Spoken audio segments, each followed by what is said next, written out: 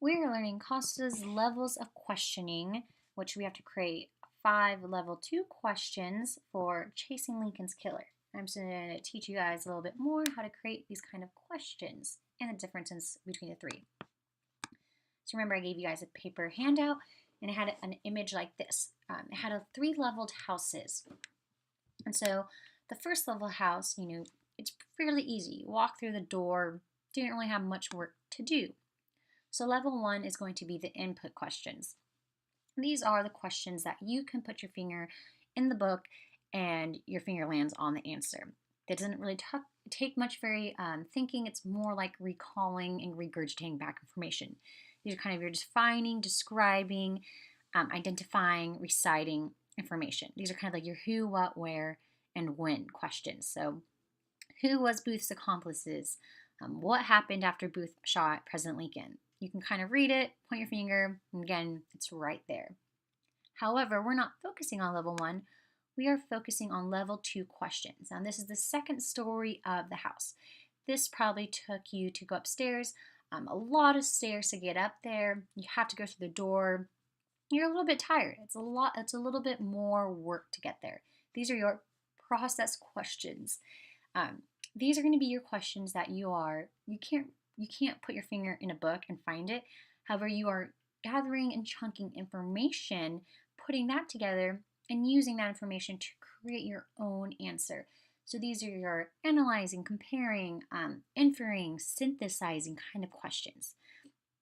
For instance, compare and contrast Lincoln and Booth's qualities. Why did Booth clothe, feed, and take care of gang members? A lot of these questions are going to be explanation, the why factor. Why did this character think this way? Why do you think they did that? What would you kind of do differently compared to this character? Can you group all the characters' traits and compare them? These are going to be a lot of questions that we're going to focus with explanation. You're using information from the book to get your answer. We don't have to focus on level 3 questions, but I thought I'd include it so you can just see the differences between 3 and to get you a little bit better of an idea.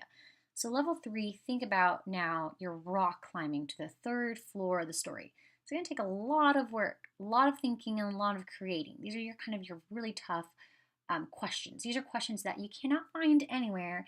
You just have to, you don't have to, but you have to create it on your own. So these are beyond the concepts. You're creating kind of hypothetical situations and answers. So these are your evaluating, hypothesizing, you're judging, predicting. You're using your background knowledge to make a really good educated guess. So these questions are going to be, what evidence can you find to describe Booth's character traits? If Booth's plans all worked, what would the effect be on the Union, the Confederates? You're kind of thinking beyond the story. So a lot of, again, like hypothetical situations. And these are going to be your level 3, but again, we don't have to focus on level 3 questions. And there you have it. Please use that handout that I gave you. That will really, really help you. Try rewatching this video, and of course, ask me about some questions that you have, and if some of them are, not level 1 or not level 2, I'd be more than happy to help. But I hope this tutorial gave you a little better insight of how to create level 2 questions.